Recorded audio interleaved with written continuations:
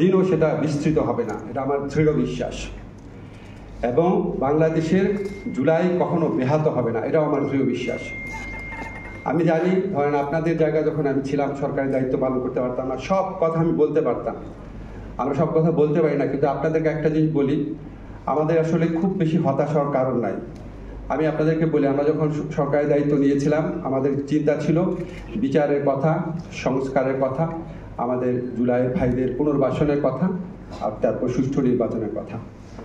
আজকে আমি জানি আপনাদের বিচার নিয়ে অনেক প্রশ্ন আছে, কিন্তু আপনাদেরকে আমি নিশ্চিত করি বিচার পূর্ণ গতিতে চলছে, বিচার পূর্ণ মাত্রায় দৃশ্যমান আছে। আপনারা সবাই টেলিভিশন ফুটেজে দেখতে পাচ্ছেন।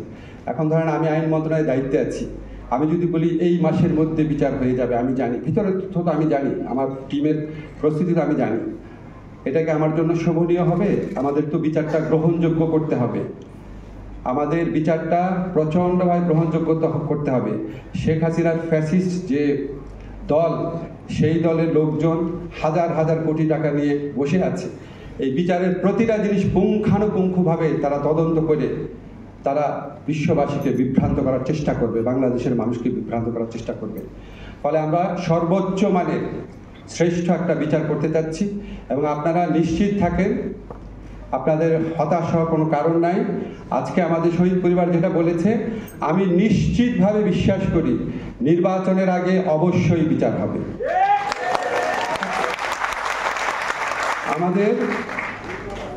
আমাদের যে সংস্কারের কথা আছে, দেখবেন আমরা নিজেরা হতাশা ব্যক্ত করি, কিন্তু আপনারা নিজেরা চিন্তা করে দেখেন তো, এখন পর্যন্ত যে এই ব্যাপারগুলোতে ঐক্যমত প্রতিষ্ঠিত হয়েছে, সেটা হচ্ছে সংসদীয় কমিটির নেতা থাকবেন বিরোধী দল থেকে, সরকারের যে প্রধান থাকবেন তার মেয়াদ হবে 10 বছরের, তারপরে আমরা উচ্চ কক্ষ নিয়ে আলোচনা করছি, পিআর হয়ে যাবে আমি দৃঢ়ভাবে বিশ্বাস করি। আর্টিকেল 70-র যুগান্তকারী পরিবর্তন হয়েছে। আমাদের এই যে 4টা অ্যাচিভমেন্টের কথা বললাম, আরো কয়েকটা আছে, আমার এই মুহূর্তে মনে পড়ছে না। আপনি চিন্তা করেন তো, গত 54-55 বছরের ইতিহাসে কত সংস্কার ভাবনা হয়েছে, কত দল কতভাবে বসেছে, কত বিদেশিরা বসেছে, কত প্রজেক্ট হয়েছে। কোনোদিন এই 4টা ক্ষেত্রে অ্যাচিভমেন্ট হয়েছে? আমি মনে করি এটার পাশাপাশি পিআর, উচ্চকক্ষে পিআর, এটার পাশাপাশি যখন আমাদের কনস্টিটিউশনাল কমিশন হবে, যে আমরা নির্বাচন কমিশন, আমরা পাবলিক সার্ভিস কমিশন, আমরা এই ধরনের কয়েকটা নিয়োগ হবে সাংবিধানিক কমিশনের মাধ্যমে, আমি মনে করি ইনশাআল্লাহ এগুলি হবে, এবং এর ফলে বাংলাদেশের চেহারা আমরা যতটা আশা করি ততটা না হোক অনেকটাই পরিবর্তিত হবে, যেটা আগে কখনো হয় নাই। আমাদের অনেকের হতাশা আছে, আমাদের যারা শহীদ পরিবার আছে, যারা আহত আছে, ওনাদের পুনর্বাসন নিয়ে। এটা একটা মানে আমার কাছে মাঝে মাঝে মনে হয় ওনাদের পুনর্বাসন শব্দটাও বোধহয় অ্যাপ্রোপ্রিয়েট না।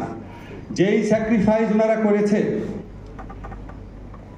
কোটি কোটি টাকার অনুদান, 10-12 জনকে চাকরি দিয়েও কোনোদিন আমরা তাদের ঋণ শোধ করতে পারবো না।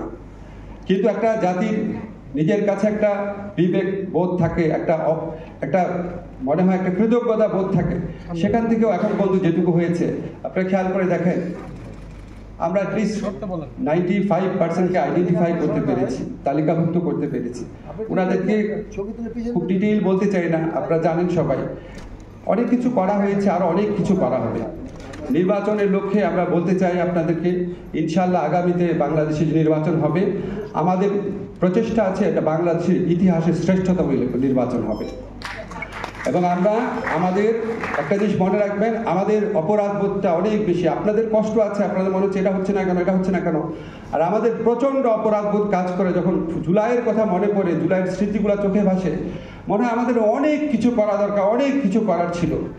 এই যে তাগিদ, এই তাগিদ কখনোই ম্রিয়মান হবে না, এই প্রতিজ্ঞা আপনাদের কাছে করে গেলাম। আমাদের সর্বোচ্চ একটা মানুষের পক্ষে তার যোগ্যতার 100% যেটা প্রয়োগ করার কথা, আমরা 100% প্রয়োগ করি, চেষ্টা করছি।